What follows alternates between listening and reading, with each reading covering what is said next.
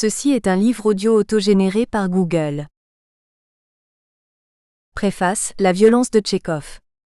Presque toutes les pièces de Tchekhov se terminent par un suicide. La Cerisay se termine seulement par l'enfermement de Fir, le vieux serviteur oublié dans la maison de campagne abandonnée, mais le traumatisme de l'enfant noyé hante tous les personnages du drame. Nous associons plus volontiers l'œuvre de Tchekhov à la nostalgie qu'à cette dépression meurtrière que les psychiatres appellent la mélancolie. Annie Anargyros nous montre pourtant comme toute l'œuvre de Tchekhov, non seulement le théâtre, mais aussi les nouvelles, est infiltrée par une violence secrète.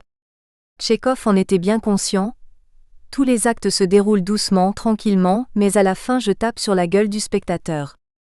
Pour le montrer, l'auteur use d'une méthode psychanalytique dont le secret lui vient de Proust. Une véritable œuvre d'art donne toujours à son lecteur ou à son spectateur le moyen de lire en soi-même. Dans le cas d'un analyste, l'œuvre d'art lui permet de poursuivre son auto-analyse.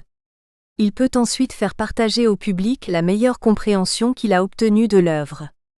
La pensée d'Annie Anargyros court associativement d'une donnée biographique à une pièce, d'une pièce à une nouvelle, d'un conte à un aspect de la société russe pré-révolutionnaire, de Tchekhov à Tolstoï puis à Kafka, et il en est un éclairage nouveau de l'œuvre.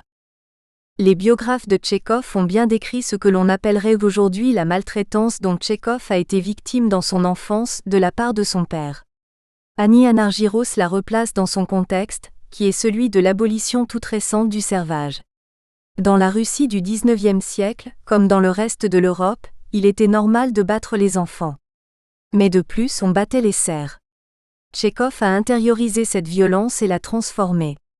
Il s'est interdit toute manifestation extérieure de violence, et est ainsi devenu au contraire un adulte particulièrement tolérant et respectueux d'autrui. Mais une partie de cette agressivité a été retournée contre lui-même, ce qui explique les fréquents accès de dépression qu'il a subis. Ceci ne durait jamais longtemps, car il a découvert très tôt contre eux un remède d'une extrême efficacité, la création. Comme beaucoup d'artistes, il a été soumis à une véritable compulsion à écrire, au point de trouver absurde l'injonction qu'il se donnait à lui-même d'écrire sans cesse. La relation étroite que la création entretient avec l'humour chez Tchekhov nous fait entrer dans l'intimité de son processus créateur.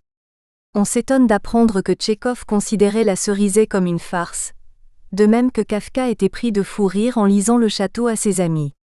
Freud, dans l'humour, montre que le surmoi de l'humoriste regarde de haut le moi en proie à ses malheurs, devenu minuscule. De même, l'enfant adopte une semblable position de surplomb, quand avec 2 trombones et un bout de ficelle, il invente une petite scène de théâtre où il fait vivre à des rois et à des reines des drames dérivés de ceux que vivent ses parents dans la vie réelle. Le créateur adulte n'a pas perdu cette capacité qu'ont les enfants de transformer en histoire intéressante les désastres de l'existence. Tchekhov a transformé sa dépression en rire, et par là même, il a pu renverser la situation de soumission humiliante dans laquelle son père l'avait maintenu durant toute son enfance. Tout en poursuivant ses études de médecine, il écrit sans relâche de courts récits humoristiques qui sont très vite publiés, et grâce auxquels il tire sa famille de la misère dans laquelle l'imprévoyance du père l'avait plongé.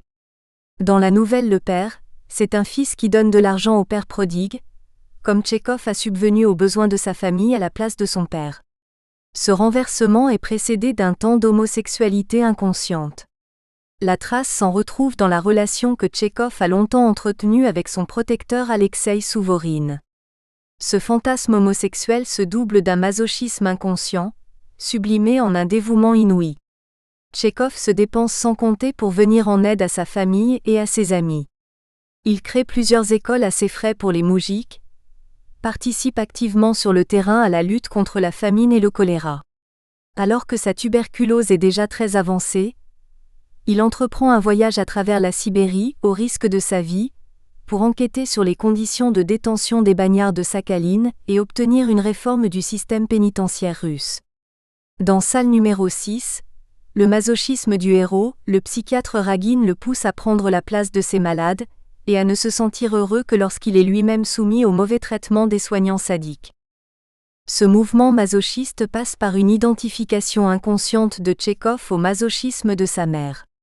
De même qu'il s'est identifié à son père violent en prenant le contre-pied et en devenant généreux, respectueux des autres, et capable d'indiquer à tous le bien et le mal. De même, il s'est identifié à sa mère épuisée en devenant au contraire une mère inépuisable, surabondante, et capable d'engendrer sans cesse de nouveaux personnages. Dans son triomphe masochiste, Tchekhov se tue à force de travail, mais possède la maison avec son contenu, les invités, les frères et surtout la sœur, condamnés au célibat pour se dévouer à lui. Tous sont réduits à une totale dépendance envers lui, y compris le père qui a été autrefois si redoutable. En lisant ce livre, nous pouvons comprendre l'impression si poignante produite par la dernière scène de la Cerizay, l'enfermement du vieux Fir, oublié dans la maison vendue aux enchères. Fir est l'image du père enfermé dans la maison, réduit à l'ombre de lui-même.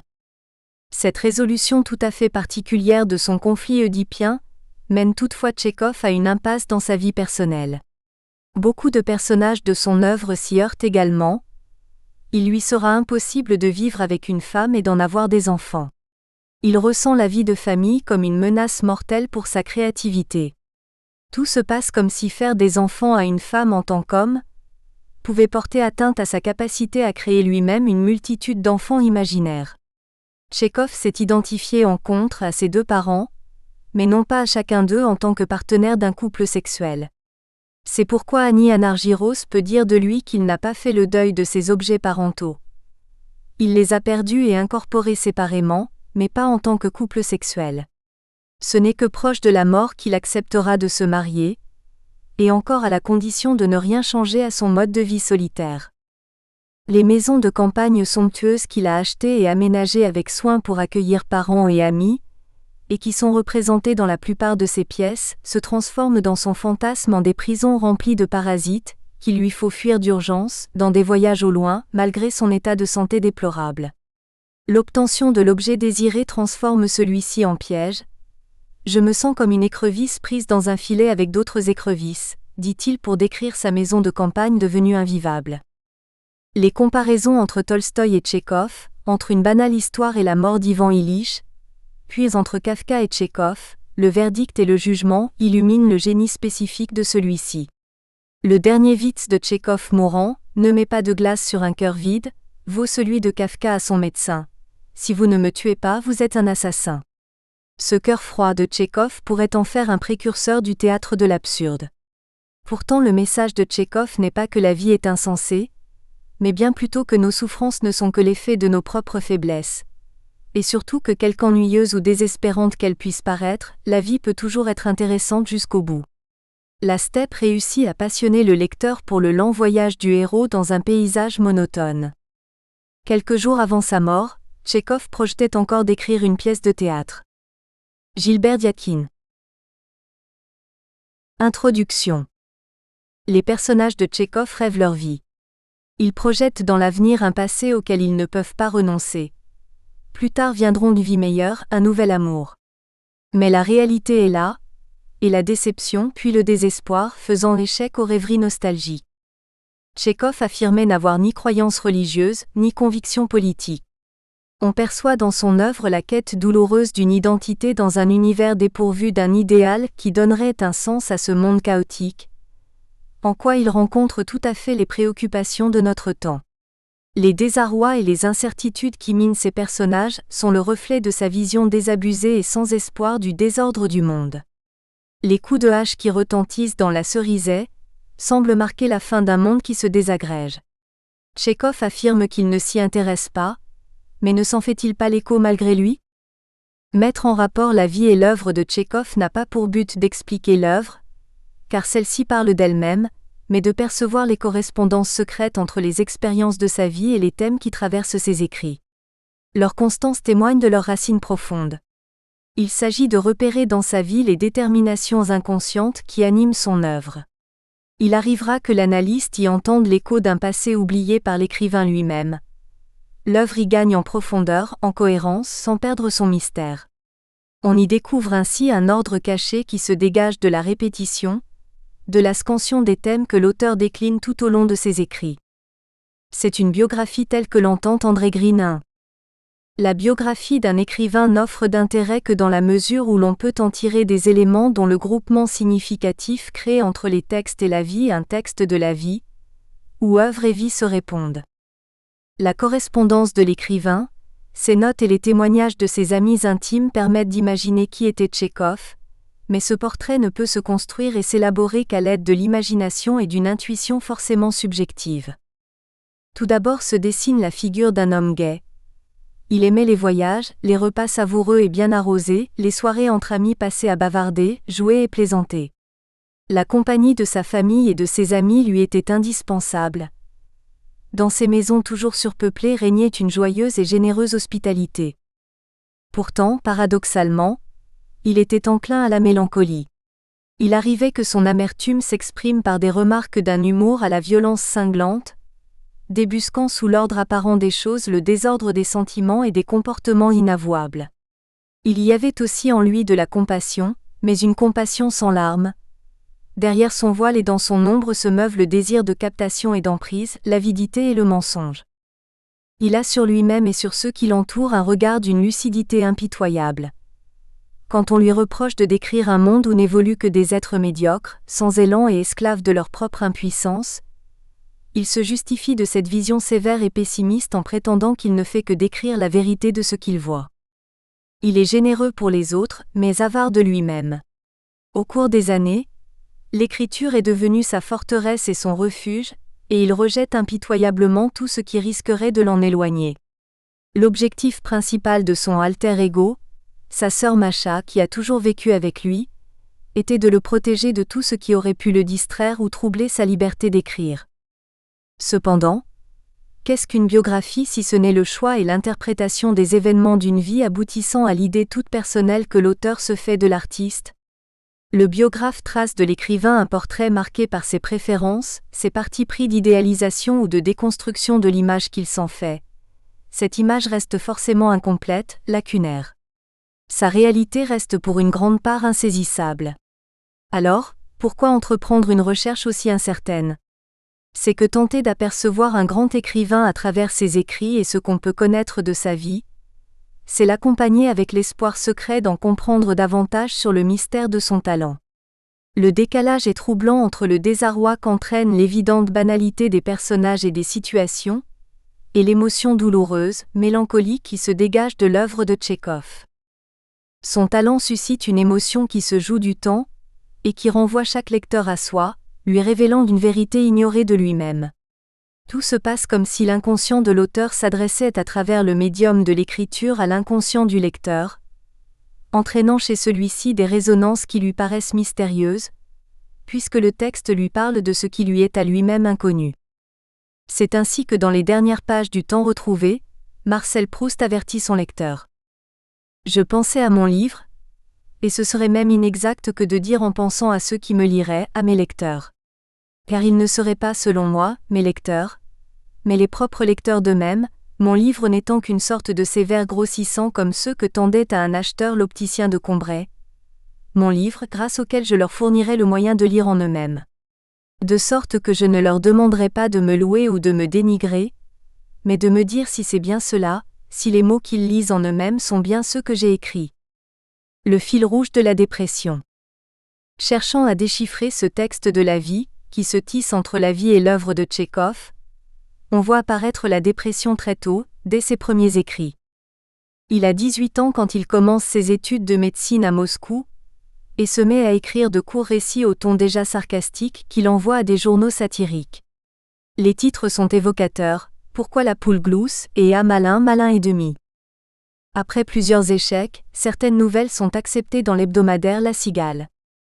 Le rédacteur lui écrit 13-1-1880. Pas mal du tout. Publierons ce que vous avez envoyé. Notre bénédiction pour votre travail futur. Ces récits étaient mal payés, 5 kopecks la ligne, mais Tchekhov est heureux de pouvoir améliorer ainsi la vie misérable de sa famille. Sans ambition littéraire aucune, il écrit avec une déconcertante facilité sur des personnages de farce, mari trompé, commerçant malhonnête, dentiste maladroit, vieille fille fanée. En 1883, il aura réussi à publier 123 récits. Il écrit pendant tout le temps libre que lui laissent ses études de médecine. À cette époque, Tchekhov ne signe jamais ses textes de son nom. Il signe le frère de mon frère, Ulysse, et le plus souvent Antocha Tchekonté. Il lui faudra encore quelques années pour en arriver à s'octroyer le droit d'assumer son statut d'écrivain et de signer ses œuvres de son propre nom. Mais du point de vue de sa carrière littéraire, l'événement le plus étonnant se produit pendant l'hiver 1880. Tchekhov n'a que 20 ans, se passionne pour le théâtre, mais n'en a aucune expérience. Il se lance pourtant dans la création d'une pièce, ce fut Platanov. Représentée intégralement, elle aurait duré 7 heures, ce qui donne la mesure de son extraordinaire facilité pour l'écriture. Mais plus étonnante encore est la richesse foisonnante de cette pièce qui contient déjà tous les thèmes, sans exception, qu'il développera par la suite dans son théâtre. Allégés, affinés, ils seront tous présents dans les pièces qu'il écrira plus tard. L'ennui règne dans une maison de campagne où des personnages oisifs rêvent à une nouvelle vie tout en se plaignant de leur inertie. La maison familiale doit être vendue pour payer des dettes, et rien n'est tenté pour la sauver.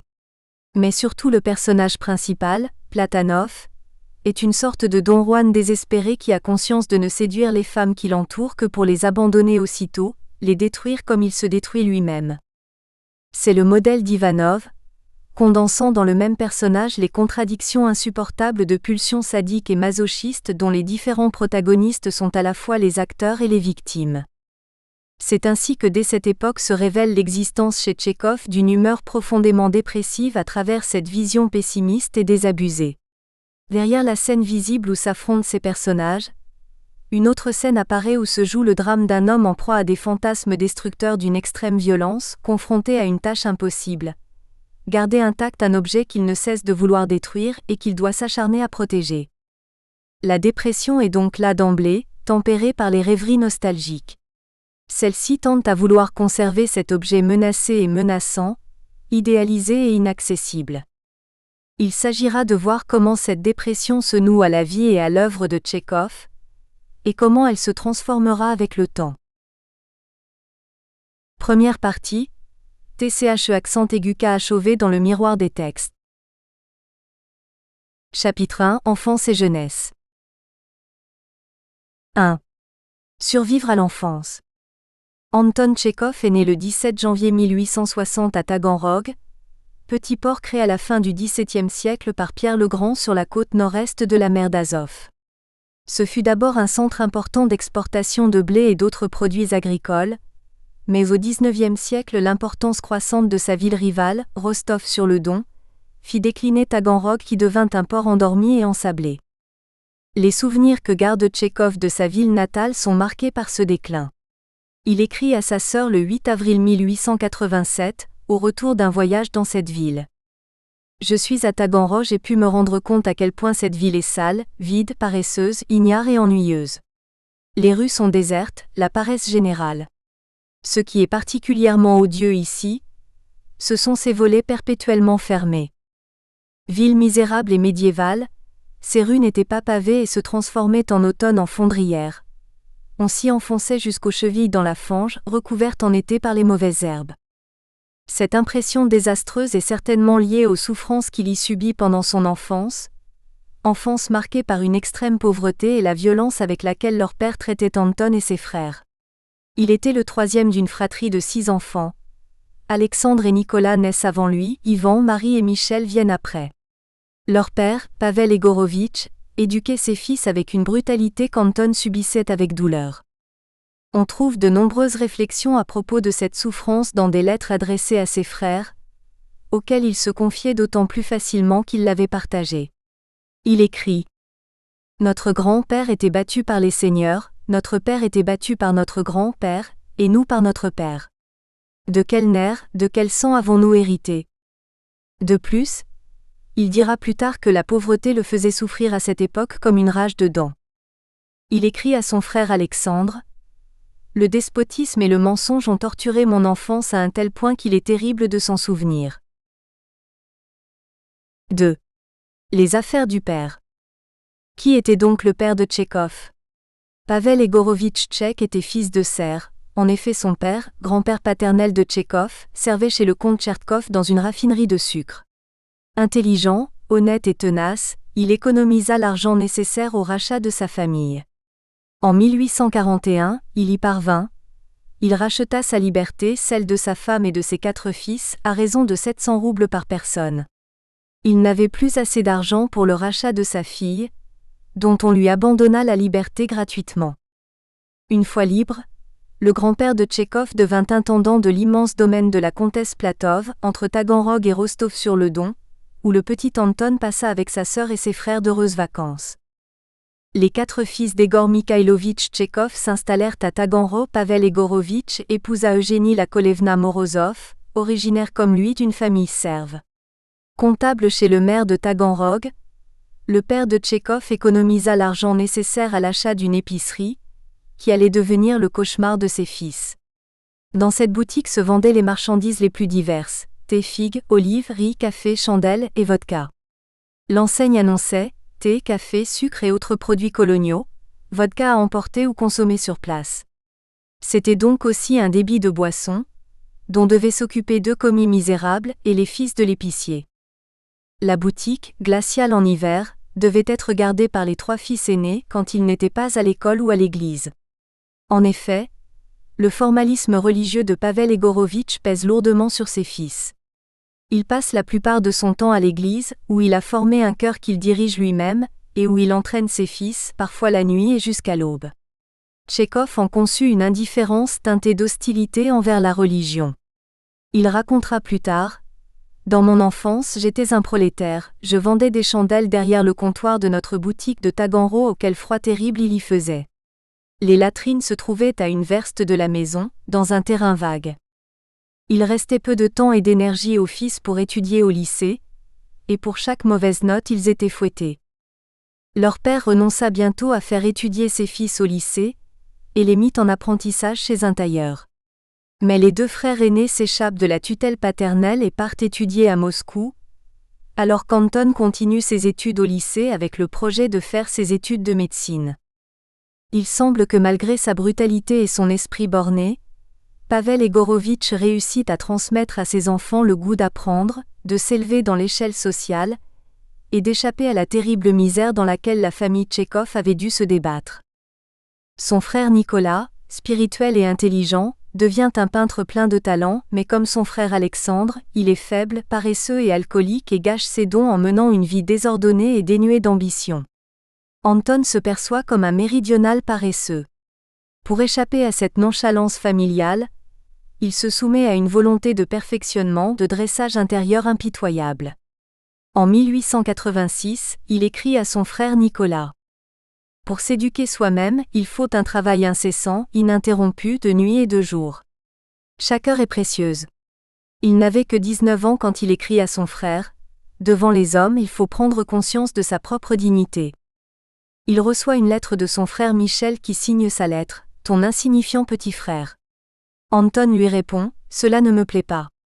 Pourquoi te désignes-tu ainsi? Tu dois reconnaître ton insignifiance devant Dieu seul. » Peut-être peut-on prendre la mesure de l'immense effort qu'a dû faire Tchekhov pour se libérer de l'influence destructrice de cette enfance misérable, dans ce passage d'une lettre qu'il écrivit à son ami Souvorine le 7 janvier 1889. Essayez d'écrire l'histoire d'un jeune homme, fils de serf, ancien boutiquier, dressé à courber l'échine, à baiser la main des popes, rossé des centaines de fois.